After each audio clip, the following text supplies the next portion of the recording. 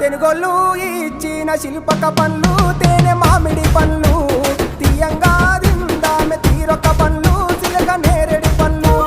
కాపోళ్ళు ఇచ్చిన మక్క కంకులు అవి పాల కంకులు కాల్చుకొని తిందాము కందికాయలు పచ్చి పల్లికాయలు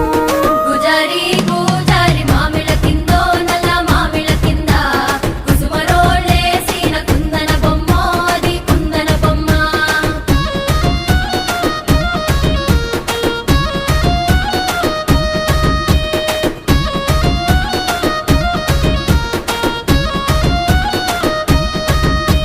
బెస్తోలు పెట్టిన పచ్చి చేపలు అవి వట్టి చేపలు